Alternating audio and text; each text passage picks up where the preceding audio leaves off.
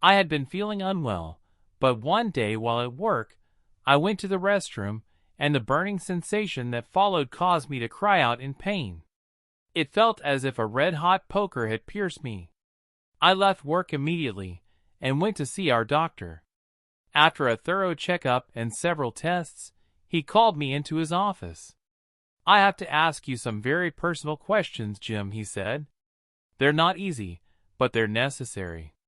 I was confused. I wondered what the law had to do with my pain. "Okay, I guess, Doc, but why?" "Well, I'm afraid to tell you this, Jim, but you have an STD. It's treatable and will go away, but it's still an STD. His words hit me like a freight train. I struggled to comprehend what he was saying. How could this be possible? I had never cheated on my wife, not even a simple touch with another woman. Yet here I was, with an STD. "Jim, are you okay?" he asked. "Hell no, I'm not okay. How could I have gotten an STD? I've never cheated on my wife or been with anyone else. I haven't even kissed anyone else. How could I have contracted this from a toilet seat?" The doctor continued with his questions. "Who have your sexual partners been lately?" "My wife, she's the only one. I've only been with her." My stomach twisted in knots, and I felt nauseated. The doctor handed me a small trash can from his desk just in time for me to vomit. It took a moment to regain my composure, and then the realization struck me. My wife must have given me this STD. The shock of that knowledge was overwhelming. Our doctor had been with us for years. He had delivered our 3 kids. His expression was one of deep sorrow. "I'm sorry, Jim. Usually I mean well. Given you're traveling, I thought." I interrupted. "So what do I do now, Doc? My wife must have been cheating on me or hiding something important. What's the next step? You have to be completely honest with me, Jim. If you've been with anyone else." "I told you, Doc. I've never been with another woman or man," I added, noticing the look on his face as if he was about to ask. "Then we must assume your wife gave it to you. You'll need to tell her and have her come in for treatment. Hopefully, it hasn't progressed too far for her." He explained that she would need to disclose who she had been with, and if it was more than one person, they would need to be contacted. "Why do you need to know that?" "We must inform everyone she's been with. They have a right to know. The CDC will require it too, and I'm sure an investigator will look into it." As I sat there, the reality of my straight-laced, seemingly proper wife cheating on me began to sink in. What would happen when I got home? What would she say? How could she betray our marriage after 15 years, just as our children were reaching an age where my wife and I could enjoy time together again? Leaving the doctor's office, I felt numb, unable to act on my anger or confusion. I arrived home early for the first time in months and found her car gone. The house was empty. The kids were still in school for the next 3 hours. I sat in silence, yearning for a drink but unable to indulge due to the antibiotics I was taking. As I replayed the last years with my wife in my mind, wondering when she had decided to step outside our house, I heard the front door open. Her laughter filled the room as she entered, but it stilled when she saw me sitting there. Her boyfriend followed closely behind, looking like a child caught in a moment of mischief. "Oh, Jim, what are you doing home in the middle of the day?" She looked shocked, and her expression changed when she saw the anger in my eyes. I was furious. Had she really been with this guy in her home?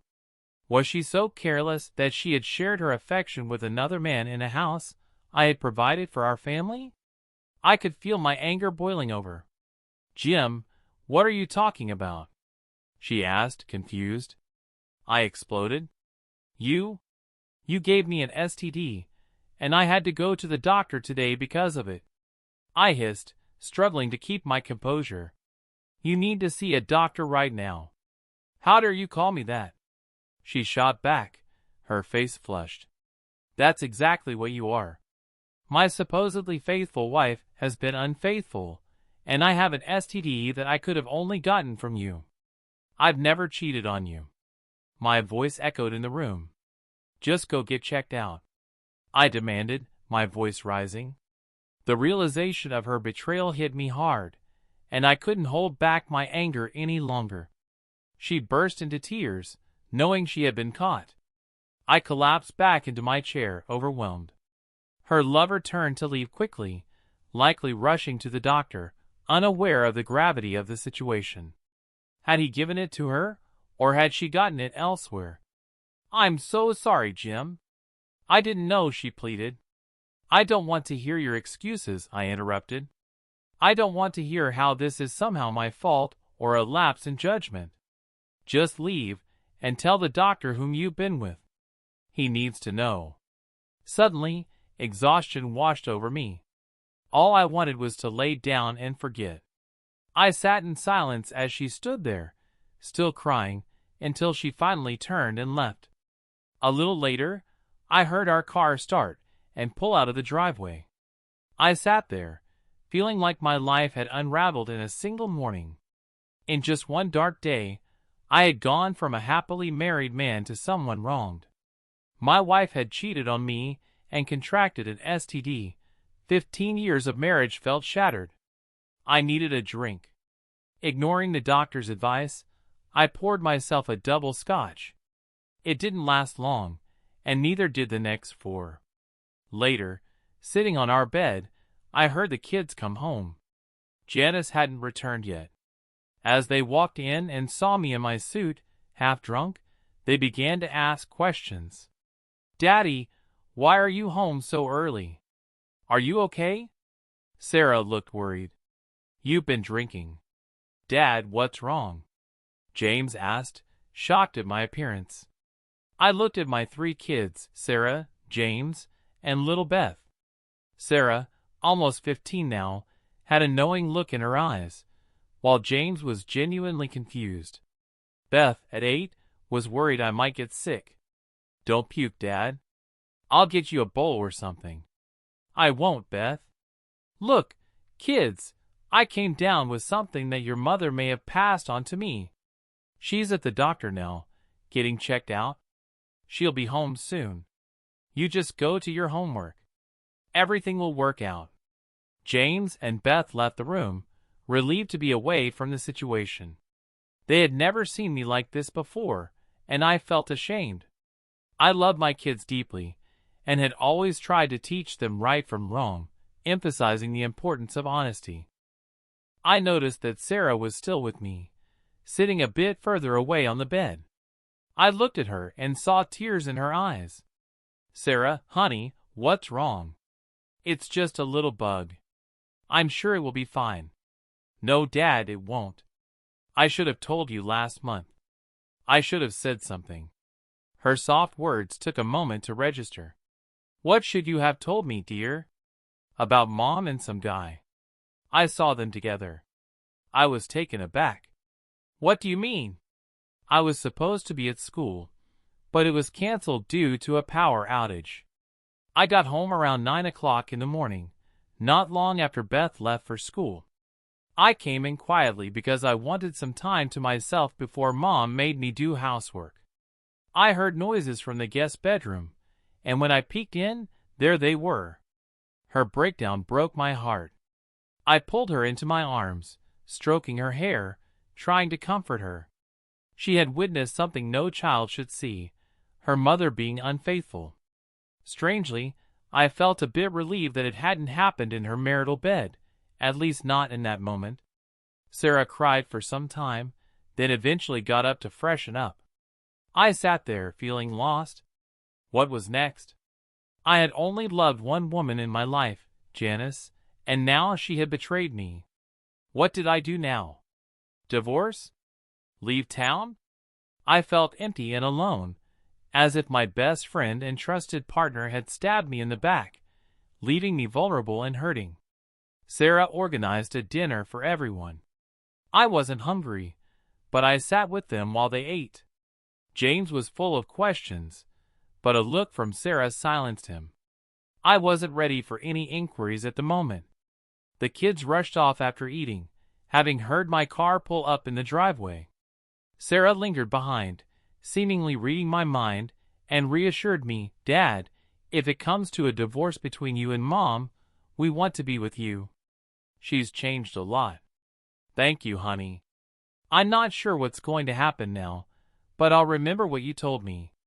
Janice walked into the very quiet house. "Jim, are you here?" "In the kitchen," I replied. She entered with a look of sadness and guilt that I had never seen before. Sitting down across from me at the table, I noticed tears streaming down her face as she fumbled with her car keys. "So what did the doctor find out?" I have an STD. I gave it to my one love in life." "Oh God, I'm so sorry, Jim. I never meant to hurt you." I didn't want to hear her lies or excuses. I just wanted to distance myself from her. The anger bubbled within me, and I felt an urge to confront her. In an effort to prevent myself from acting on those feelings, I had to get away from her. "Look, it's too late for you to find another place to stay tonight. You can sleep in the guest bedroom. Go get your things, all of your things, and put them in there. I have to go into work tomorrow and make some arrangements for vacation time. We'll talk another time."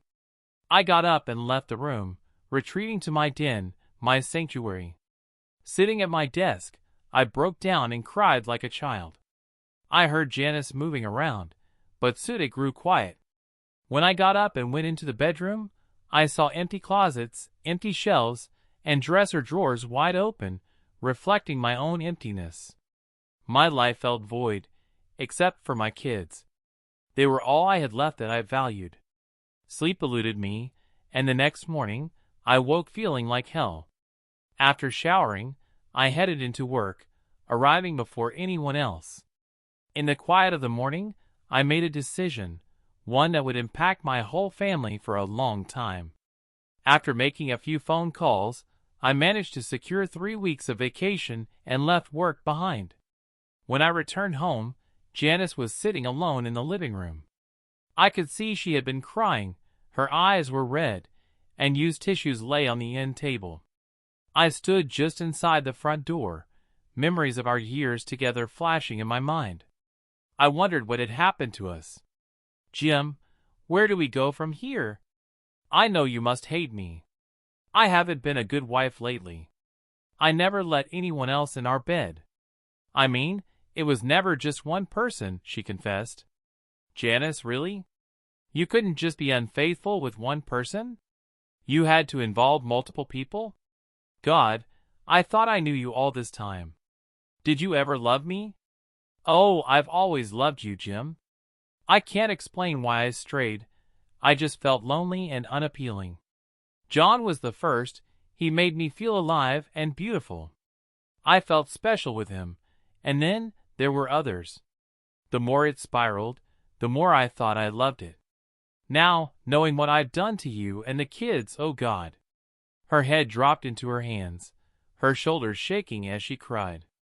I stood there in the entryway, wrestling with mixed emotions, hate, anger, fear, and even love. Yes, I still loved her, even though she had shattered my heart. It all happened so fast. I felt I had no choice but to still love her, but I knew that would change soon. What you did is about the worst thing you could have possibly done. It's not just about me or the kids, it's about you too. I don't understand why, and frankly, I don't want the details either. You were unfaithful with more than one man, and now you're facing the consequences. Now you're sorry, but I can't help but think you're sorry you got caught or that you contracted something. Not that you cheated on me, just that I found out." "That's not true. I never meant to hurt you, Jim. I've always loved you above everyone else," she insisted, her voice trembling. "Always so much that you sought out other men to fill a void that I evidently haven't been filling for you, Janice. Don't be cruel. I know I have messed up things between us. I know you have every reason to hate me. Is there any hope for us at all? I still love you so much, I really do. I can't live without you, Jim. I can't." "You love me?" Really? Do you think I'm a fool? Your so-called love led to this situation. I don't know what kind of love makes a wife seek comfort with others. I thought I knew you until this moment. My love for you feels shattered, and I can't see how it can ever be repaired. You've broken my trust, and I can't forgive you for that. Once we're divorced, you can be with whoever you want, and I pray you find satisfaction. Please, Jim, don't say that. We can work it out. I'll never cheat on you again. I'll do anything to stay with you, anything at all. Really? Then do something to change yourself. Let me guess you can't. This isn't going to work out between us. I don't settle for second chances. You had your opportunity, and you blew it. How can I be sure you'll never betray me again? I never would have thought you could do this, yet you did. I can't trust you now, at least not for a long time. What kind of life would that be for either of us? I'd always be wondering if you were with someone else, doubting your loyalty. I can't see us moving past this. I thought about it last night and today.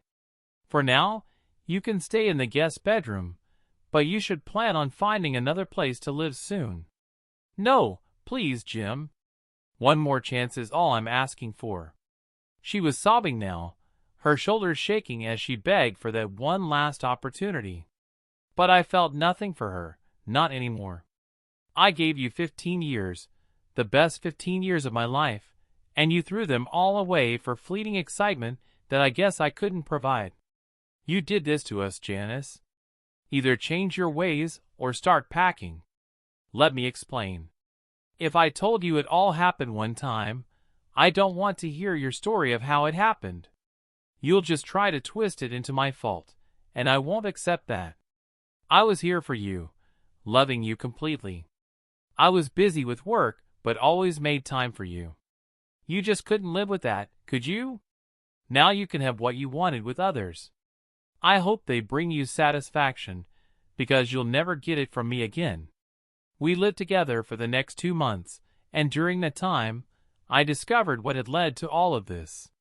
Janice had grown bored with our relationship. One day, while I was away, she went out with a friend.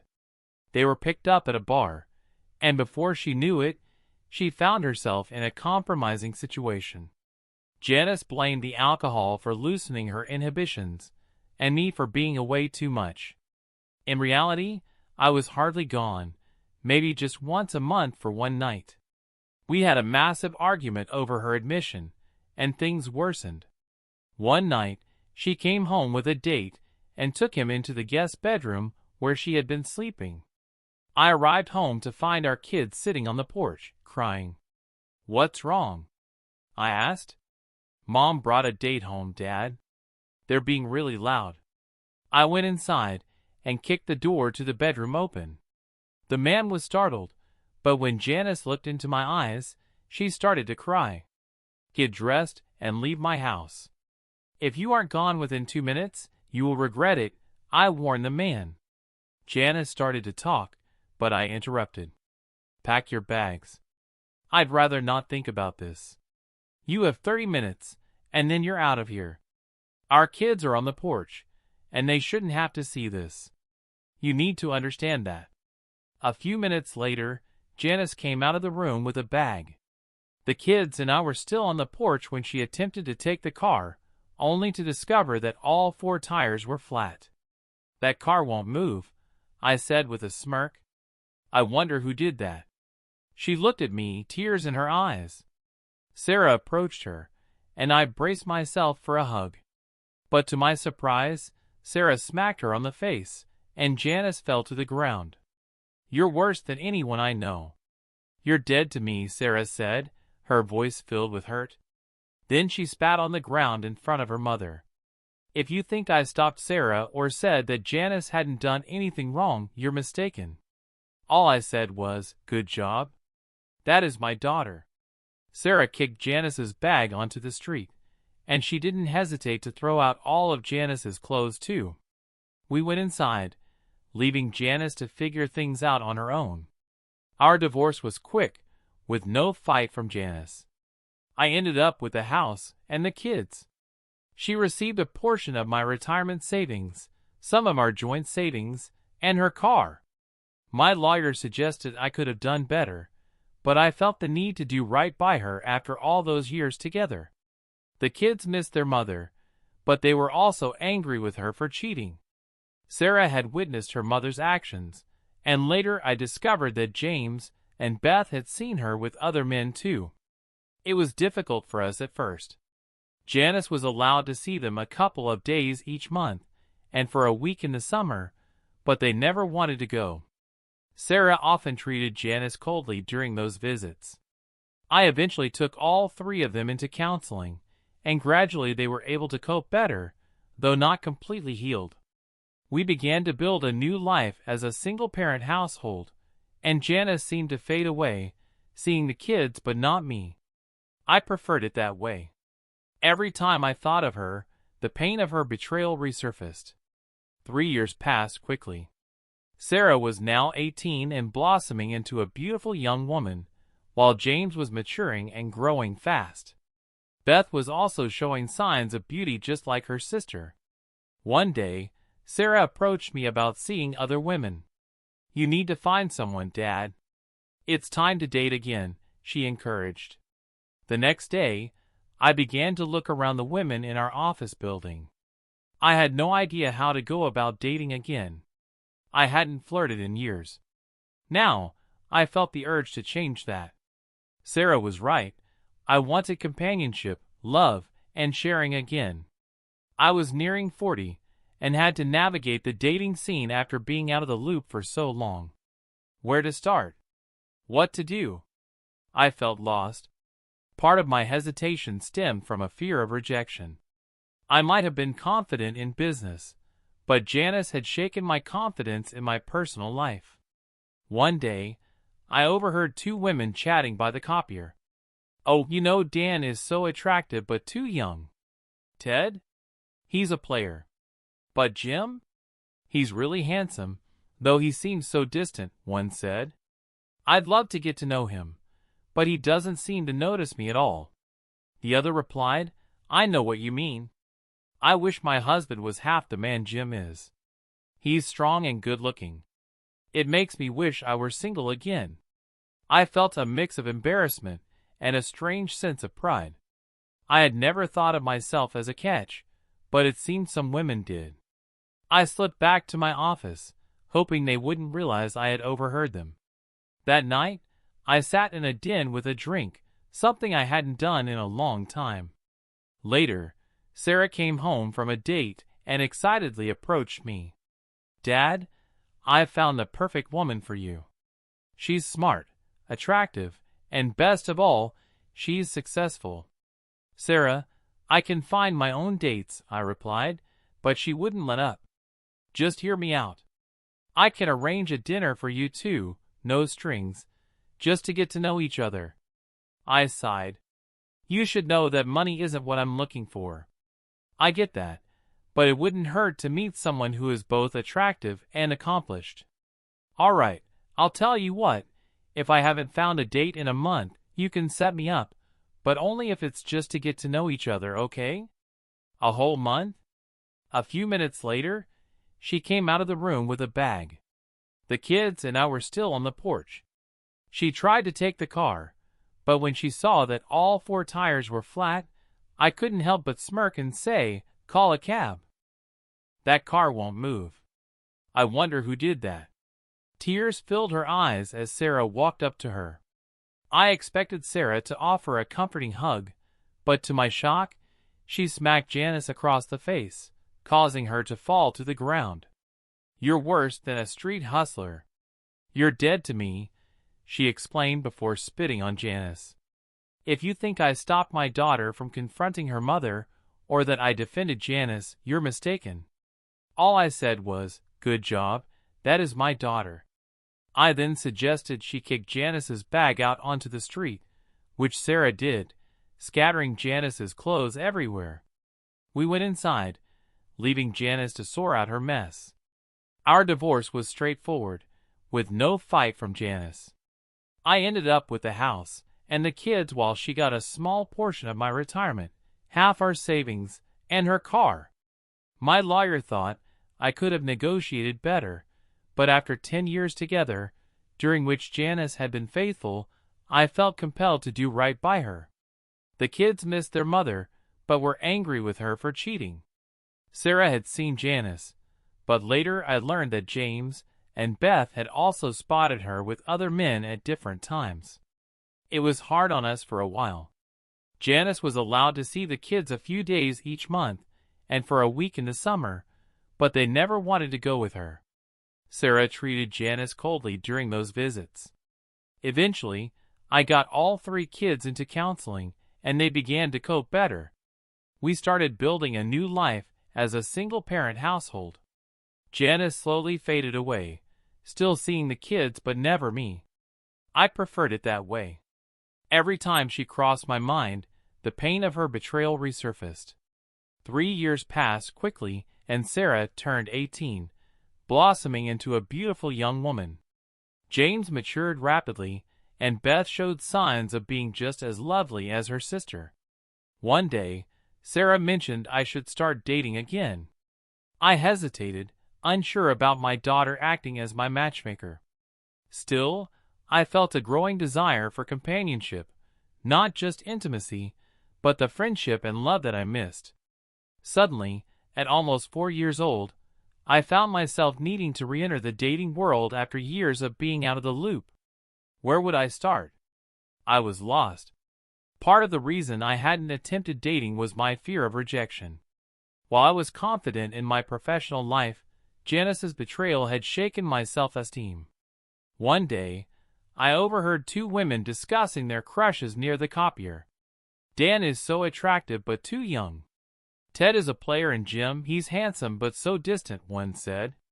I felt embarrassed but also a little proud to think that some women saw me that way. I slipped into my office, hoping they hadn't noticed I was listening.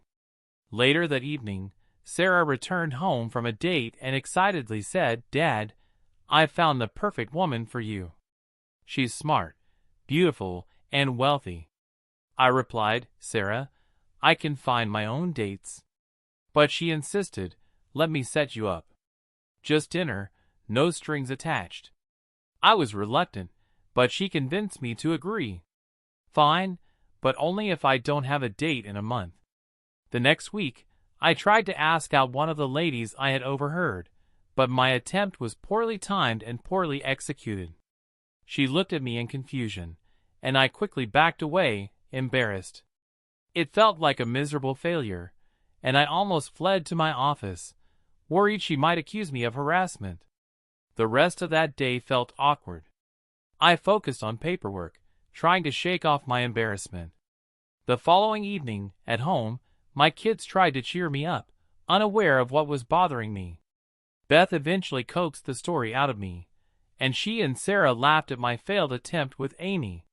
"You can't expect a girl to drop everything for a date, especially out of the blue," Beth pointed out wisely.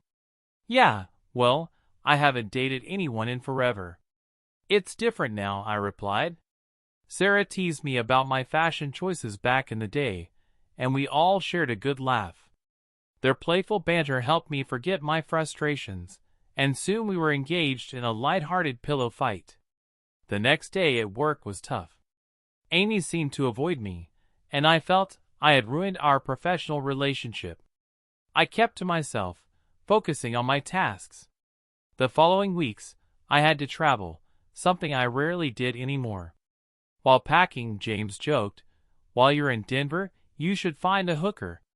His sisters rolled their eyes, and a debate ensued, but I put an end to it.